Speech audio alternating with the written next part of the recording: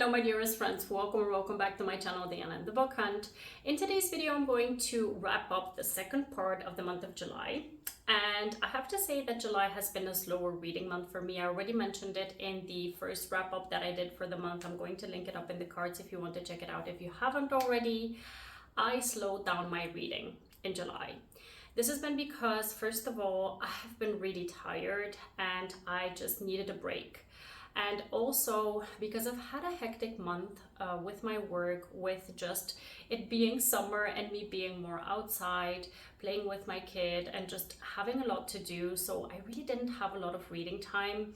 The reading time that I did have, I've read only audiobooks, the physical books and ebooks that I really want to get to. I don't have the time for right now, so I'm going to leave them off for August when I have a week off, and I'm going to take my time with those. But yeah, essentially I just slowed down my reading. So I don't remember. In the first part I read like 6, 7, 8 books. I don't remember, like 7 books I think. And then in this one I'm going to wrap up the 7 books that I read in the second part of the month. And also one thing that is really peculiar, I don't know what it is, but I have been in the mood for different kinds of books. So not only romance books. That's why you're going to see that I read a variety of different books in the later part of July. The first one being Jade City by Fonda. This one is a fantasy book that has essentially no romance in it, so it's definitely a fantasy book, not a romantasy, but a fantasy book. This one I was influenced by Crystal from Crystal's Bookish Life to pick it up. I saw a video of hers where she was discussing the full series, and I was like, wow, this sounds really intriguing and right up my alley somehow, because while I'm not a fantasy reader, or while I stick mostly to the romance genre, when it comes to movies, for example, it's exactly the kind of plot that I would really love to see. So I was like, I'm going to be picking up this series at some point, and I got a hold of the audiobooks, so I'm going to be reading the full series. I started with Jade City. This one I loved so much. I had such an amazing time with it. The book centers on this fictional city, but it is an urban fantasy. I'm just going to be so bad at explaining this, but please bear with me. So this is an urban fantasy where it's set in this fictional Asian city where we've got families who are at the top of this hierarchy, where when you're born within this specific location, you can carry Jade, which is kind of essentially like a gem that gives you certain powers. And the more Jade that you can get, that you can accumulate, the more powerful you get, but also essentially the more side effects that you can get. So you really need to be careful with how much Jade you acquire in your life, because essentially you can go mad from it. So it's such an interesting kind of setup for a book. Like the magical aspect, or actually the fantasy aspect within it, is just so well thought out of and so well written. I could follow through with it. I was not confused about it at all.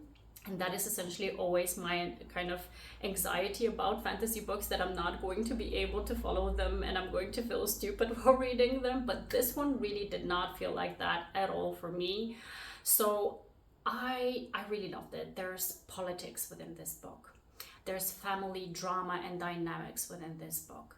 There's a lot of fighting, a lot of kind of action sequences within this book that really have you at the kind of the tip of the chair and wanting to know what exactly is going to happen and who is going to be the victor. And there's a lot of emotional kind of damage that is caused by certain decisions by characters within this book. So while it was long, I'm not sure how many pages was this. It was 540 pages.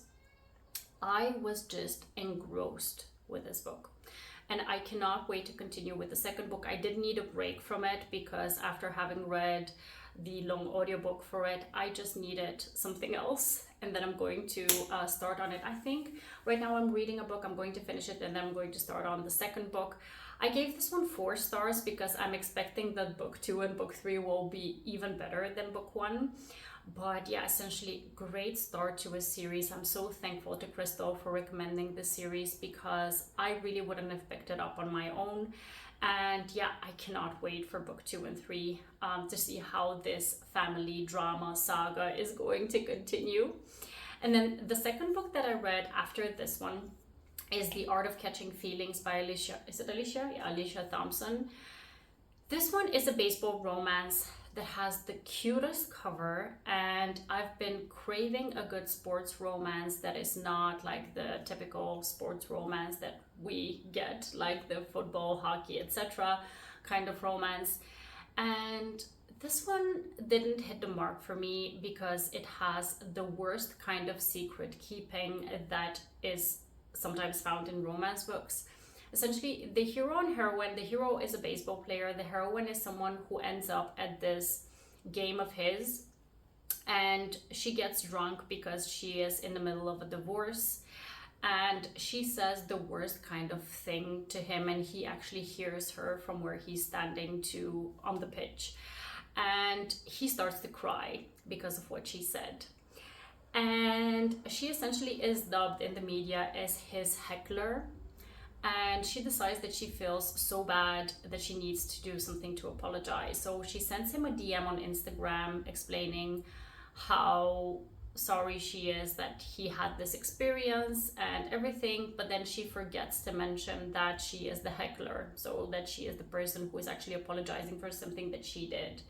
So it looks like she's just like a random fan who has DM'd him, and he starts up a conversation with her. So throughout the whole book, she doesn't find one single moment or instance where she can be truthful to him to let him know that she is that person. And there's just so many opportunities for her to do so that it just doesn't make sense to me within the plot why you would keep such a thing a secret. So essentially, he fell in love with her twice over because he also meets her in person. And she just never takes the chance to set the record straight, and that really it worked on my nerves so much. I was just so disappointed in the heroine that I was like, yeah, this is not going to be it for me. I gave it 3 stars because I love the hero, I loved his backstory, I love the fact that he was working through so much and that she was the one helping him get through all of these mental blocks that he had and all of these grieving kind of feelings that he had because his brother committed suicide. So essentially there's just there's a lot of goodness within the book, but then the secret keeping just ruined everything for me. So I gave this one 3 stars, but essentially it really wasn't my favorite. And then I read a book that is called Finding Mr. Right. This one, I don't know what it is. I think I've mentioned this a couple of times over. Bookish books are so difficult to pull off. I think that because we're readers, we're highly critical of books that involve writers and just people within the bookish space, like publishers and stuff like that. It's just so difficult to pull off a bookish book. This one was intriguing. It started off really interesting, and I really had a great time with the hero, but there were certain things within the book that were just lagging for me. So again, I didn't really love this book. I wouldn't say that it's a favorite. This one features a heroine who is a writer, and she really has tried really hard to publish a book under her own name, but it's just not working out. So she decides that she's going to publish a book that is under a male name pseudonym, and she's going to hire an actor to play the author because she doesn't want people to know that essentially she wrote the book. And it's a thing, like a decision that she's making quite consciously, but also with a lot of guilt behind her decision, because she has always wanted to fight against the misogyny within the publishing industry, but at the same time, she's like, I cannot make money if I don't do this. So she does that. She becomes a best-selling author. But then a lot of things happen, like the author needs to go on tour. He needs to do certain, interviews and things like that. So she's hiring this guy who is supposedly an actor to be the writer, and he falls in love with her right away. He's like smitten with her, and he needs to prove to her that he is the right kind of person for her. So they kind of need to play along because she accompanies him at these certain events to kind of help out with the feel of how he should behave as the author. But at the same time, she feels horrible because it's supposed to be her on that stage. So there's a lot of things that I did appreciate, like the thoughts behind how can you break through in that industry if you're a woman and you're not given a fair shot. So those things I appreciate, like the discussion on that topic I appreciate. Also the hero's feelings and how smitten he is with the heroine. I love that part within the book. He was quite funny. But then certain things just lagged for me. I had such a long time that I needed to finish this book. I was just the whole time drifting off, stopping the audiobook because I was not getting into the plot, and just I don't know whether it was the writing, whether it was the pacing, just something was off for me. So yeah, I gave this one 3 stars, and yeah, I would essentially recommend it as a summer read because it's quite, it's quite nice, but not to, nothing to write home about. I don't know how to explain it, I'm sorry. And then halfway throughout the month, the new release by BK Borison came out, which is Business Casual. It's the 4th book within the Love Light Farm series. It's the wrap-up of the series, and I absolutely love this book. I gave it 5 stars. It's the perfect wrap-up to this small town series. It's not an easy thing to write a small town series that really has like low stakes. It's really all about the small town and, the small town antics and the little gossips. They have this phone tree where everyone is gossiping, and just have these little details that kind of make you fall in love with that town and have these small endearing moments that make the story worth it. Everyone nowadays is looking for some kind of conflict, some kind of drama, some kind of, third act breakup or whatever, just something that will make you kind of crave that something really big is going to happen within the book. That's what I meant to say. And within this series, we really don't have that a lot in all 4 books. But essentially, BK Borison has found a way to make these kinds of small things that happen within the book so intriguing and so endearing, and so you feel so passionate about these characters, even though there is not too much happening within these books. It's just very character driven and very kind of focusing on the small details within the small town. It's just so good. I really love the wrap up of the series. The hero and heroine here, so he is the brother of the heroine from the 1st book, and she is the sister of the hero from the 2nd book. The 2 of them, they strike up this friends with benefits situation because neither of them is looking for a serious relationship, but as they find that they really have an amazing connection together, and as they find that they really haven't felt in the way that they feel about each other, about anyone else, and they really are looking to spend time together the whole time, they're starting to wonder whether they should make it more of a relationship than just a friends with benefits situation. But both of them are afraid of what that would mean. So it was such a good book. It was just such a good book. Again, I gave this one 5 stars. It's definitely worth it. So in this video, I'm noticing kind of a pattern where we're going up and down and up and down, and we're going down again, because the next book is called The Next Best Fling. It's by Gabriella Gamez. This one I really didn't love, unfortunately. I'm not sure, I think I gave it 2.5 stars, 2 to 2.5 stars. This one features a situation of the heroine being in love with her best friend, but her best friend is going to get married to someone else. And she has been keeping her feelings a secret for very many years, I think 8 years or so. She used to date him for a very short while they were like in college, and then he broke up with her and got together with his current partner, whom he's going to marry. And she is like heartbroken because she is feeling like she's losing the love of her life. And then she meets the best friend's brother, who is actually in love with the bride. So both of them are exactly in the same boat. She's in love with this guy who's going to get married. He's in love with the girl who is going to get married. And she hears him one night when he's rehearsing a speech where he's going to try to persuade the bride to not get married. And she decides that she's going to persuade him not to do that, because essentially it's not okay to do that before the wedding, and it's also not okay to have this couple break up because of their feelings. So they kind of start talking, and essentially also the whole family circle sees them having interactions together, and they are starting to assume that they're together.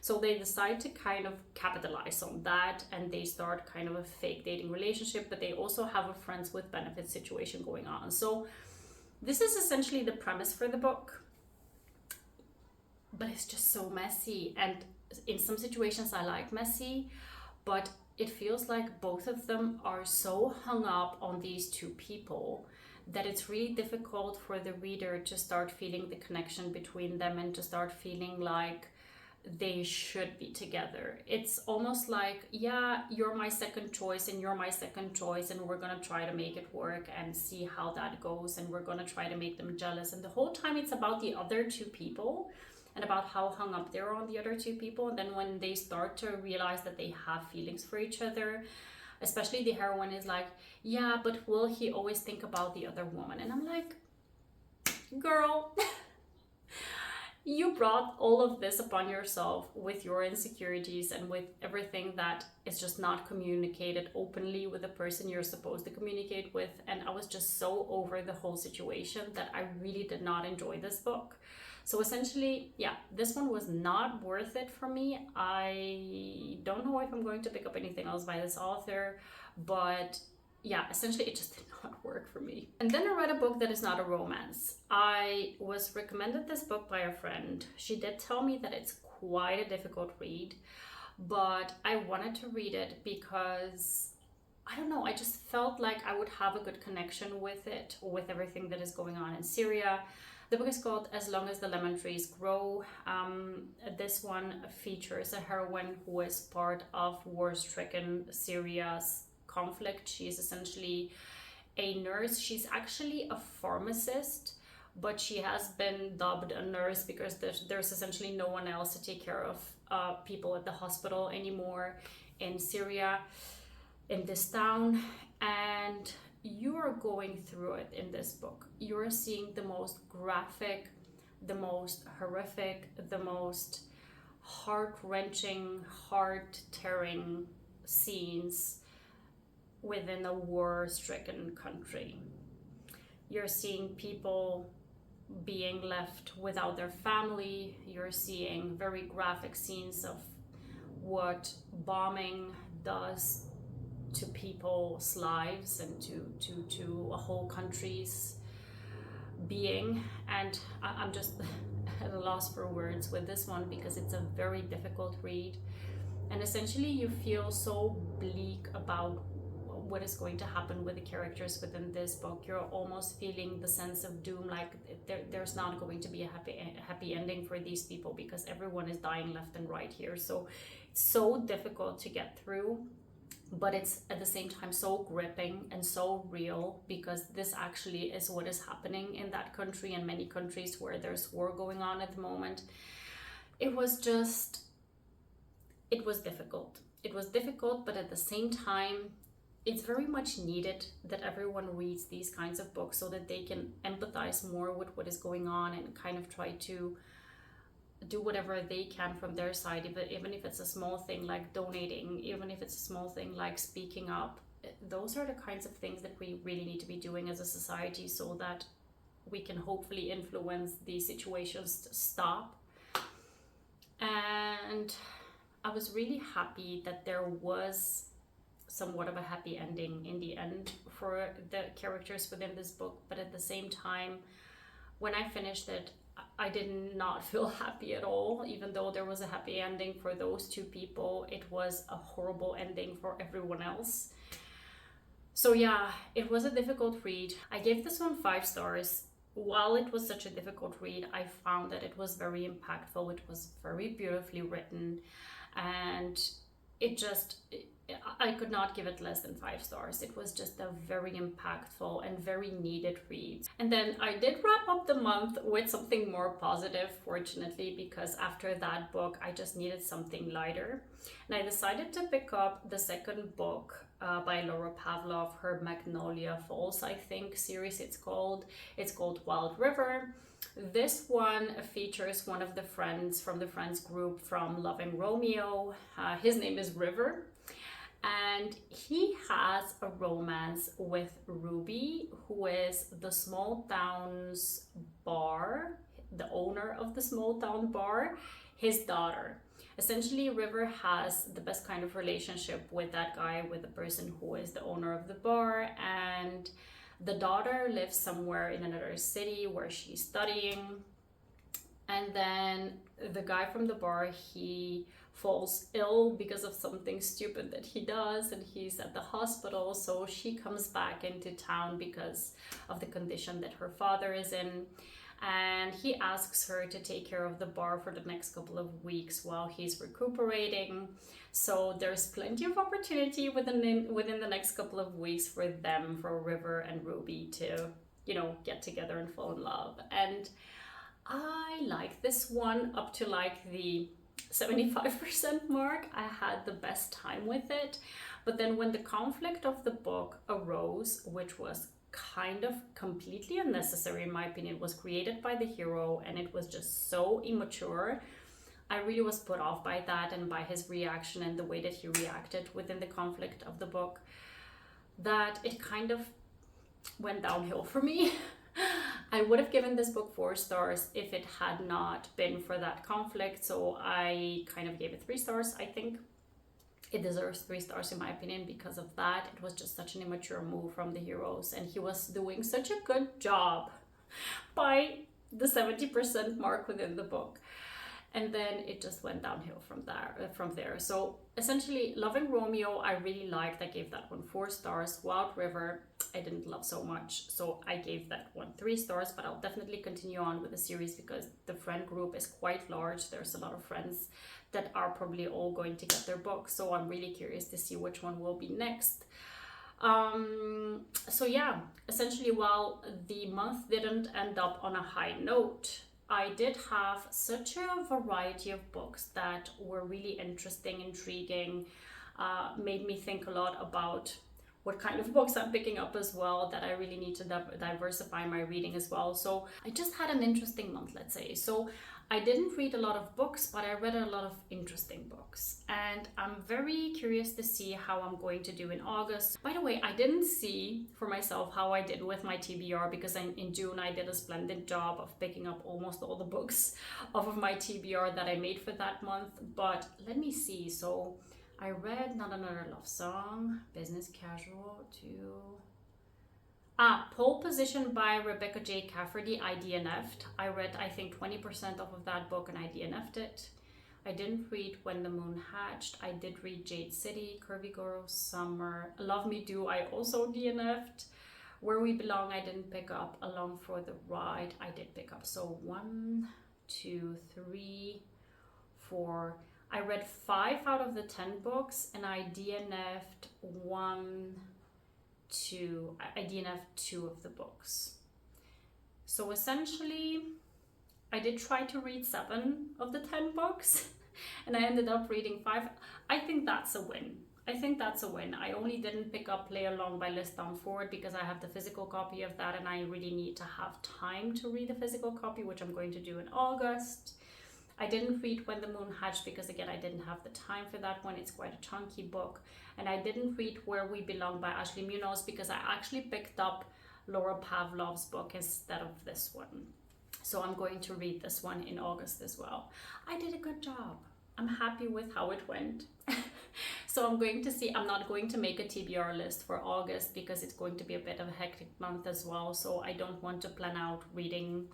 For that month, I'm going to be mood reading, but then in September, I might attempt to do a TBR video where I'm going to see whether I'm going to be able to pick up those books for that month. So please let me know, what have you been reading in July? What should be on my radar? Did you read any of the books that I managed to finish in July? Did you like them? Did you love them? Did you hate them? Let me know in the comment box.